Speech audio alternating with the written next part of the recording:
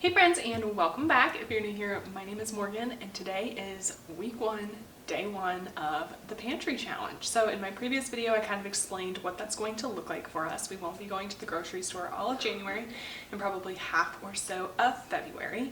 And so I wanted to show you how I will be eating this week. So one thing that's important to note is Sam doesn't eat breakfast and he rarely eats lunch. He's kind of a one meal kind of guy, so he'll eat a big dinner, and that honestly makes it pretty easy. So for breakfast, I am in Operation Get Rid of the food we have left over from the holidays, so I'm going to be eating yogurt. We have Chobani yogurt. I think I had like 6 or 7 of these and 3 or so of these Noosa yogurts. If you've never had these before, I don't know if they're just a Colorado, Wyoming thing, but ooh, they are phenomenal. And then just some granola to go along with it. So that's what breakfasts are honestly going to look like until we run out of the yogurt. And then for lunch today and probably the next few days, I have some leftover tomato soup, and I've just been making grilled cheese and a orange to go along with it. Honestly, I just kind of sear up the bread with some butter, throw some cheese on it. We have a grilled cheese sandwich, and that's super simple. And then I do have some leftover pickles and olives that we have from the holidays, so I'll be having that with lunch as well. And that's it. Then for dinner, I'm so excited. I will take you along and show you what we're doing there, but we are having salmon from Alaska. So I have this currently defrosting. I am so excited to have you join me for dinner. Sam will be partaking in that meal, but here are the kind of what we ate today with meals 1 and 2 of our pantry challenge. So good. Dip it in tomato soup. So good. So that's it for breakfast and lunch. I will catch you at dinner time. All right, friends, it is dinner time. I am so excited. We are making one of my favorite meals ever. We are having salmon. So I did just go ahead and debone the salmon fillets. So I just take a pair of pliers and just pull out each of the bones. The bones are teeny tiny, super simple. So now let's get the salmon prepped, get it in the oven, and then we'll finish up the rest of dinner. Okay, so here is our salmon fillet. It looks absolutely delicious. All I'm gonna do is just pat it dry with a paper towel. Just get as much of that moisture out as I can. This was previously frozen, so it definitely helps the flavor to kind of get it as dry as possible. And then I do just dry that underside as well. Alright, that looks delicious. Now I'm going to wash my hands really quick. And then to this, I'm just going to take a little bit of olive oil and brush it along. Don't need a lot, obviously salmon is a pretty fatty fish. Just need enough, because then we're gonna take this mixture that I made. I'll link the recipe for this below. This is cumin, brown sugar, chili powder, salt, pepper. And we're basically just going to make like a crust with it. So you want to get the whole fish lined. And I like to kind of pat it in with the spoon. And I'm going to use all of this so we can double dip. And then I'm just going to cut off the super thin piece. It's going to cook considerably faster than the large pieces, so I don't want this to go to waste or get burned. So I'm going to cut this off. We're going to cook them together, but I can take this one off earlier then. So then I'm just going to take our pan, put these on in.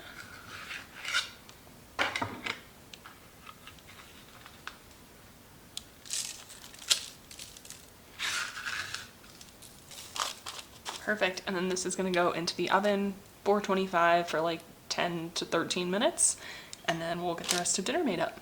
Okay, so what I love about this is how quick it all comes together. So all you're going to do is just quarter some, or half, whatever you want to do, some tomatoes. And this is basically like a salsa for it, so we're going to do tomatoes, avocado, lime juice, and cilantro. And then we're going to put that on top of the fish, and it is so good.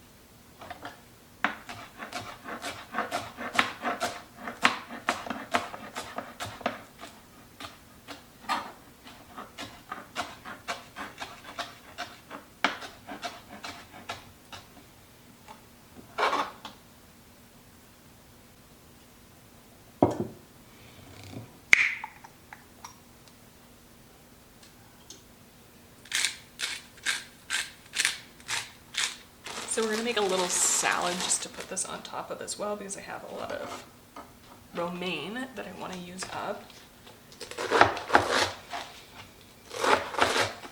So I'm just gonna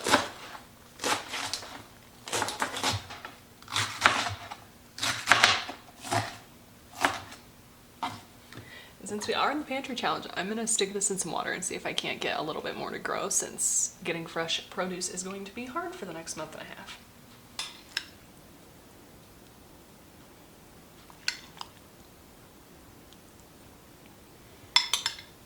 And there we have it, dinner night one, salmon, salad. If you can't tell, I'm trying to use up all of the vegetables that are gonna go bad the quickest, the tomatoes, the lettuce, and the avocados. So that's kind of my strategy for this, is eating those softer fruits and vegetables first, and then saving things like cabbage, carrots for later. So we're gonna dive in and we will see you tomorrow. Life is all about balance, and we had an incredibly healthy dinner. So we had some pre-made snickerdoodle batter left in the freezer, so we each get a little cookie and a half, and that's the rest of the snickerdoodle batter that I had already pre-made. So we might have to make more of that in the future, but we're gonna enjoy these, and that's it for the night. Hey friends, and welcome back. We are in day 2, and we are about to get started on dinner. Today for breakfast, I had yogurt and granola. For lunch, I just had a banana with peanut butter. I kind of got busy today, and a little bit of cheese. So needless to say, I am starving. Sam hasn't eaten today, so we are ready to get some food in our bellies. And tonight I am super excited. We're going to use some of our leftovers from last night, and we are going to make elk steak smothered burritos with green chili. So this is going to be really super delicious. The one thing that we don't have that I would normally have is tortillas. So I'm going to try to make flour tortillas for the first time.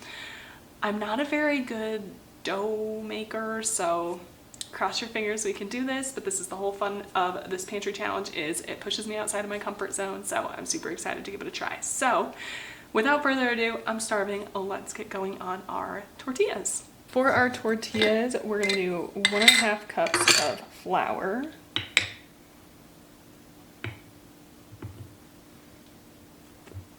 I'm using a 1/4 cup because that's all that fits in my container. And then we're going to throw in 1/2 teaspoon of salt.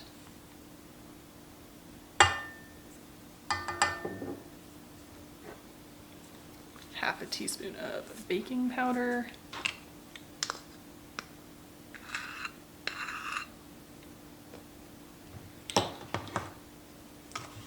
And then we're gonna give that a quick mix. Then to that, we're gonna add 1/2 cup of warm water. And 1/6 cup of any kind of neutral oil. I'm going to use avocado oil. And I'm just going to use 1/2 cup, so a rough measurement.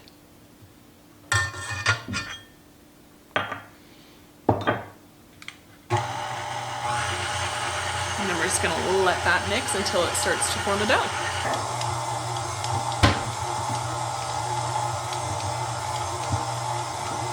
All right, we have our dough formed. I think I'm just going to lightly flour my work surface. Get a little flour on my hands. And then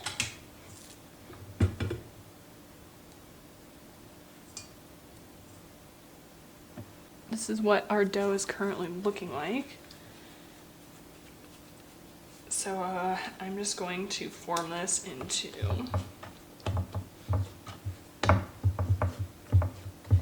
8 sections.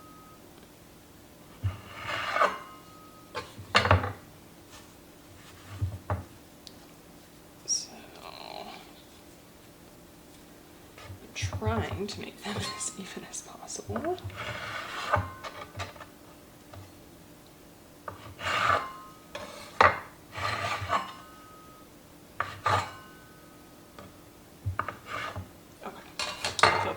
That, then we're just going to roll them all into balls.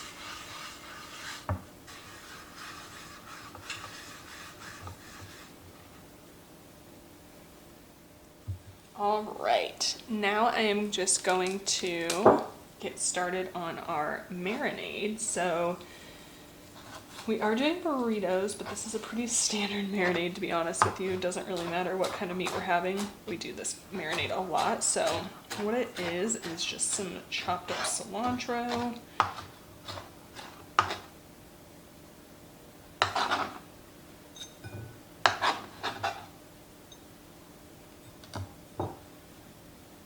There's our cilantro. Then we do a little bit of teriyaki sauce. And you just want to adjust this depending on how much meat you're doing. A little bit of light soy sauce.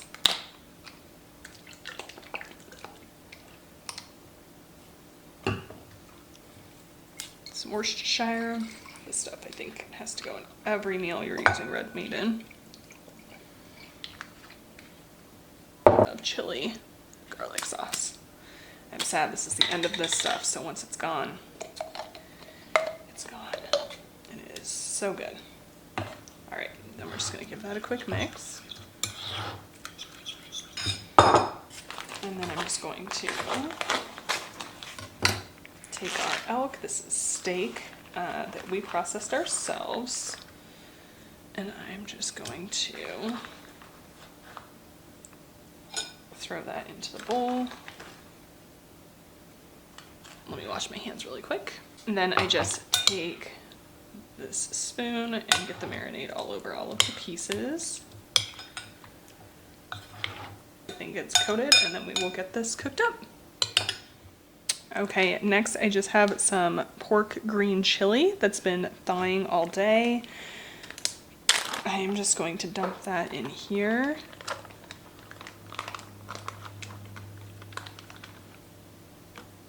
And that's one more thing out of the freezer that we are going to get heated up for our burritos. All right. Let's try and get our tortillas rolled out.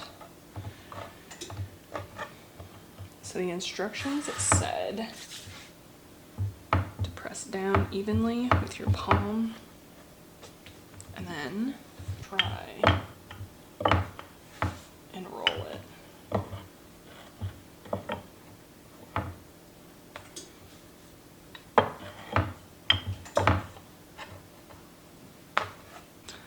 Okay, it's very thin. Like you can see my hand through it. It's very misshapen, so maybe we're gonna do like mini burritos. Okay, let me try frying this up and see how it treats us. Okay, my pan is hot, so let's just try it, see what happens. And then we are hot over here as well. So here's how the meat is looking. And I'm just going to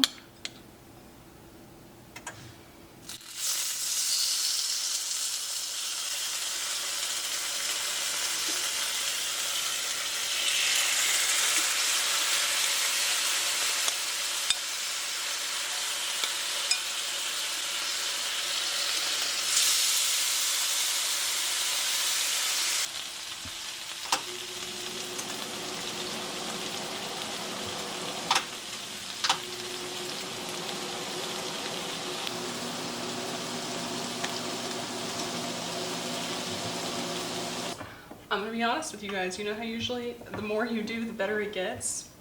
My tortillas aren't that situation. They're not perfect.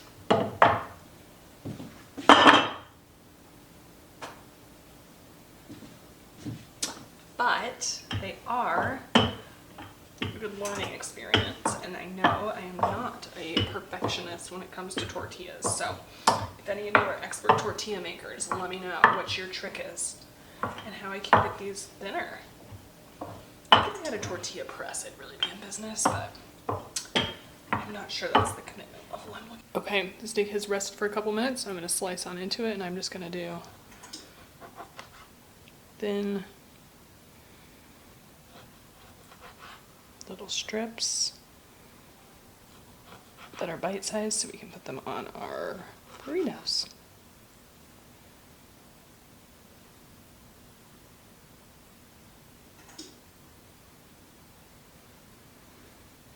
perfect. Sam's a medium rare kind of guy, and I'm a medium kind of gal, so it just kind of depends on who's cooking for what kind of cook level you get on your steaks.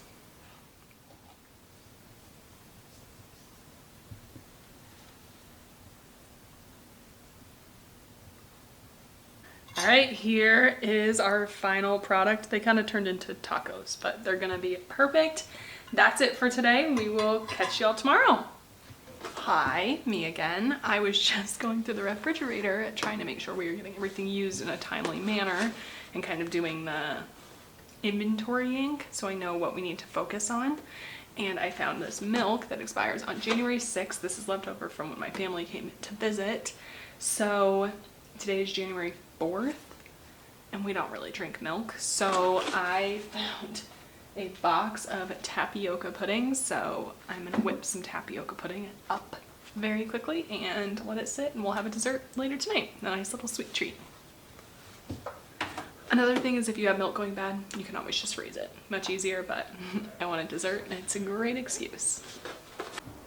All right, you guys, it is currently Sunday evening and let me get you caught up on our week. So I had a crazy week. It was my last week at my last job. And so I did a lot of leftovers. I had literally yogurt and granola every single morning. I had grilled cheese and tomato soup every single day for lunch. And then on the nights that we didn't record, we were having leftovers. So I had leftover steak. We had leftovers that we had just kind of in our freezer from past restaurants or past meals. So we literally just did leftovers, and then we also had a little bit of leftovers from Christmas that we were trying to get through as well. So we did a lot of leftovers. Then yesterday we actually had some friends of ours come into town, and so we went goose hunting with them, and we did pop-up blinds. So we were laying in the fields and it was pretty chilly and pretty windy. So honestly, my appetite just wasn't there. Whenever I get cold or too hot, I just don't get very hungry. And Sam's the same way. I mean, he fasts almost all day, so he's pretty easy, but we really didn't get very hungry. So we had some carrots and hummus and some summer sausage as kind of like a snack. And then that evening we actually went out to dinner with them. That's one thing that I have to keep in mind with the pantry challenge is just because Sam and I are doing a pantry challenge doesn't mean the rest of the world's doing a pantry challenge. So we don't want to miss out on opportunities, especially with our friends coming into town. We wanted to make sure we were taking advantage of that time and not putting them through the pantry challenge. So we went out to dinner with them last night. We went and got Mexican food, and it was so good. I got a tortilla soup, chicken tortilla soup, and a crispy chili relleno, and it was a ton of food. Mexican restaurants, I always eat way too many chips and salsa, ruin my appetite, and then I'm not hungry for dinner. So I did that, which meant I had a ton of leftovers today. So today all we had was some coffee.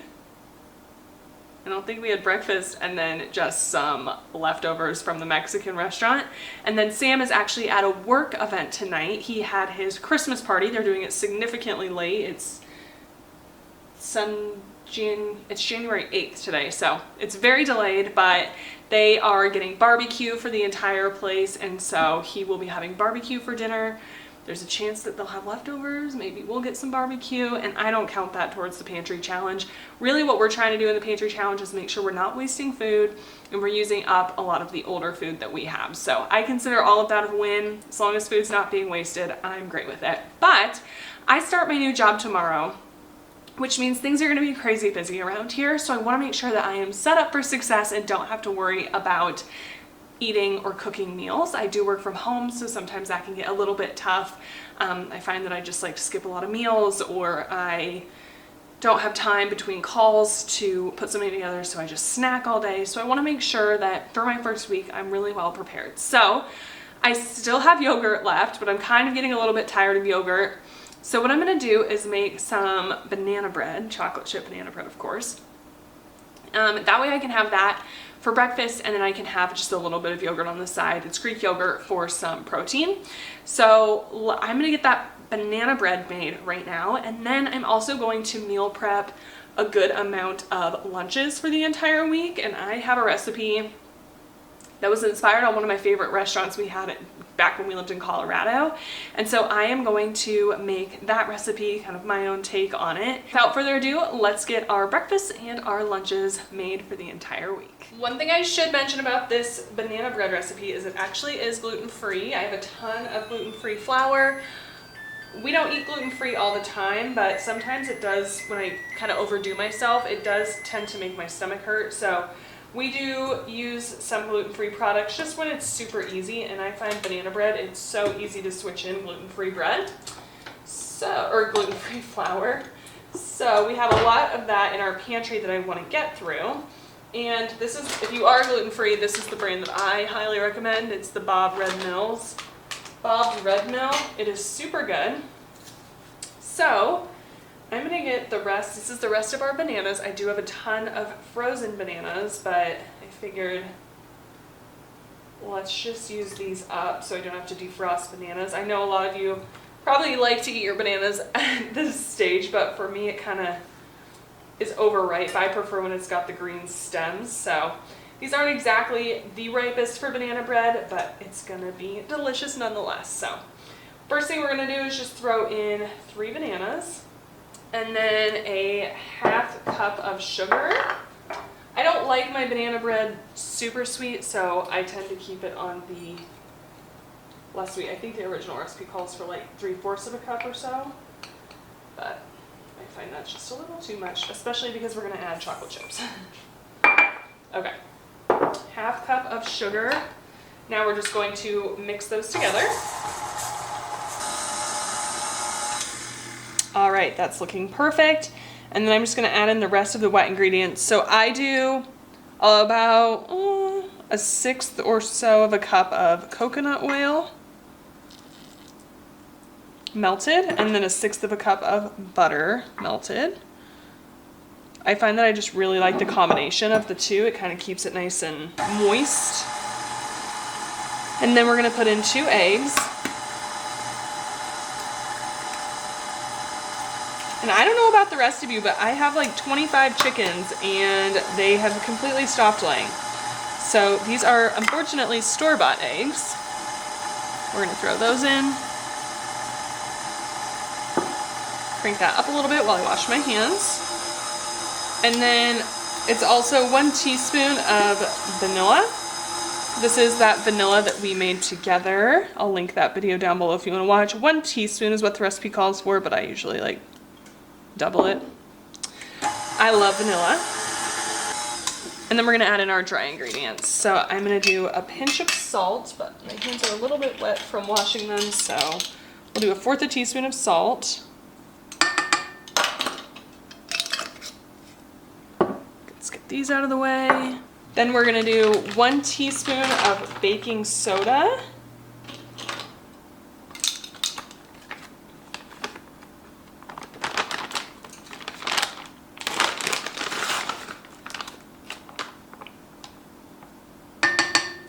A quick mix. Put the lid back on this vanilla before I spill it all. That would be sad. And then we just need 1½ cups of flour. And if you're using a different gluten-free flour or just regular flour, if you're doing the gluten-free recipe, you're gonna wanna add 1/4 of a teaspoon of xanthan gum. Mine already has the xanthan gum in it though, so I don't need to add that. So here's 1/2 cup. 3, that makes 1½ cups. We're gonna shut this down and slowly mix that together. So what I do is I crinkle my parchment paper in a ball. And it makes it a lot easier to work with because it kind of already loses its structure a little bit when you crinkle it. So just like that, it makes it 1,000,000 times easier. And then I'm just gonna give it a quick spray too. This is just olive oil spray. Now let's wipe down the edges. As you can see, there's some flour.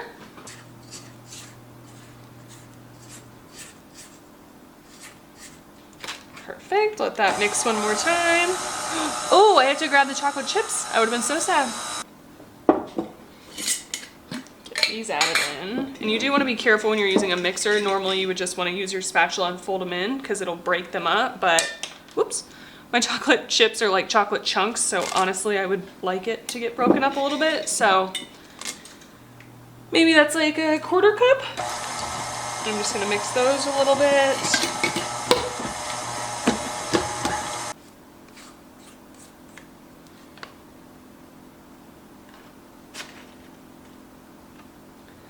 Just gonna pound it a little bit to get it even out. One thing I should mention is the parchment paper is totally optional. It's an absolute convenience item. I just find that I hate cleaning these pans, and the parchment paper gives me grace. It also allows me something to wrap it up in, so I'll just leave it in the parchment paper, put it in a little foil, and or in a Tupperware, and we're good to go. So I'm going to throw this in the oven now. Here's what it looks like. Yum. So I'm going to put this in the oven now and let it bake for about 50 minutes while we get the rest of our lunches prepped up. All right, next we are going to get going on our lunch. And in full honesty, I don't even fully remember what goes in this, but this is one of those meals that I had at a restaurant called Modern Market one time, and oh, I thought it was so good, but I also thought this is something I could easily make at home. So I've kind of done my spin on it, and basically the one that I had, it's sweet potatoes, roasted chicken, dates, green apples, goat cheese, and then I think it was on a rice maybe, or like all over rice, but I have a ton of that romaine that I still need to use up before it goes bad. We've kind of had that theme this whole week. We've had a lot of lettucey things. And so I am going to put this over romaine instead. So I'm going to get these potatoes chopped up, get the chicken going, and we're basically going to treat that portion of it like a sheet pan meal. So I'm just going to cut the sweet potatoes into little cubes.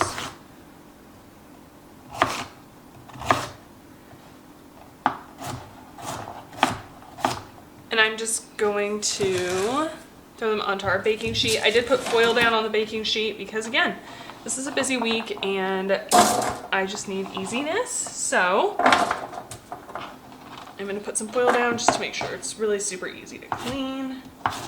All right, there's our sweet potatoes. Next, I'm going to go in and get this onion cut up. Okay, this is going to be really simple, so I'm just going to pour some avocado oil on.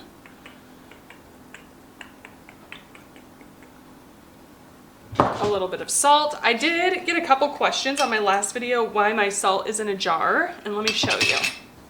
So I use Redmond's real salt here, and it comes just in a bag. You can get a bigger bag than this, but this is the size I currently have, and I find it hard to like control how much I'm putting on when I sprinkle it. So I just take some of that out of the bag, dump it into this jar that I have, and then I can kind of control the salt a lot easier, and I just prefer doing that. So nothing fancy there. Then a little bit of paprika. We're gonna put a tiny bit of those chili flakes that we made together. Again, these are really spicy, so we don't wanna get crazy there. And then some salt. Or, sorry, this is pepper, and then some pepper. All right, so there's our veg. That is looking great. As you can see, we still have a little bit of room here. So I have these chicken breasts. These have been marinating all day. Basically what it is apple cider vinegar, garlic, salt, pepper. This is a little cheat that I use. I feel like I'm like a spokeswoman for this company. They have no idea who I am, but it's called Garlic Expressions. It's not perfect in ingredients, but it's honestly so good. It's apple cider vinegar, cane sugar, garlic, salt, xanthan gum, and some canola oil. Obviously we'd like to see a little bit of different oil, but for something really quick and easy, it's really, really good. So what I'm gonna do is take out my chicken breasts that have just been marinating in that. And they're really thick, and I just don't love my chicken that thick.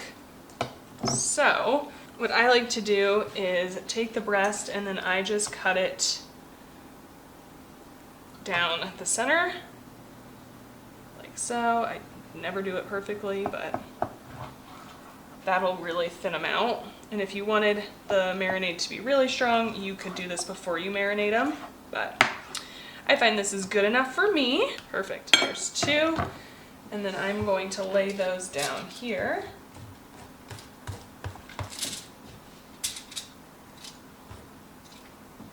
So here is what that looks like. This is going to go into the oven, 350 degrees, until the center of the chicken is at 160. And by 160, I mean 165. Okay, for this meal, the 3-star ingredients are goat cheese, dates, and an apple. I will say this is an opal apple. If you've never tried an opal apple, please go try them. They're so good and like so, it's like a pear and an apple had a baby kind of. They're so good. So I would prefer for this a green apple, but this is the pantry challenge. We only have opal apples, so I am going to use an opal apple. But what we need to do and what we can prep now is our dates. So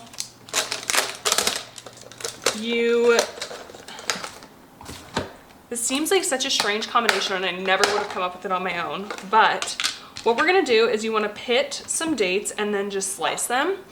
And you want them in relatively small pieces. So what I do is I cut them in half and then I cut them in fourths. And then I just cut them in little strips. And the goal is to just get a little bit of date in every bite. So we're also going to sprinkle these on top of the salad. And oh my gosh, it's like having syrup on there. But they're healthy and it is so good. So I'm just gonna get probably 5 or so dates chopped up. We don't need to go crazy. Obviously I work from home, so I can always cut more if needed, but I just wanna make this week as easy on myself as I possibly can. Okay, here's my dates. That's perfect. And then my goat cheese is already crumbled. So all I'm gonna do is day of, cut up some lettuce, throw some chicken, sweet potato, and onion mixture on top, throw on some goat cheese, some dates, and some shoestring slices of apple. Gives it a nice crunch. And then you can put whatever dressing on it. I'll do a little salt and pepper. And then honestly, if I'm in a big hurry, I'll just use this garlic expressions. It is so good. If I'm not in a huge hurry, then I will probably just do a little bit of balsamic with some olive oil, salt, pepper, garlic, maybe a little bit of sugar just to sweeten it up, or a little honey. And that's that. It is so good. You can also put this on top of rice if you prefer that, over lettuce, but it's such a hit. And we do have a few ripe avocados, so I might put those in here too. All right, our banana bread is done. That looks so good. Gluten-free stuff does cook a little bit differently, so the cracks on top is just because it's gluten-free. And then we have our chicken and sweet potatoes all there. I am going to dish those up into 5 different dishes so that we can just quickly pull them and have it kind of already portioned out. So I'm gonna go ahead and get that done tonight, but that's it. I wanted to grab a quick bite of banana bread, and then I figured let's sit down really quickly and chat through the first week of the Pantry Challenge and how it went.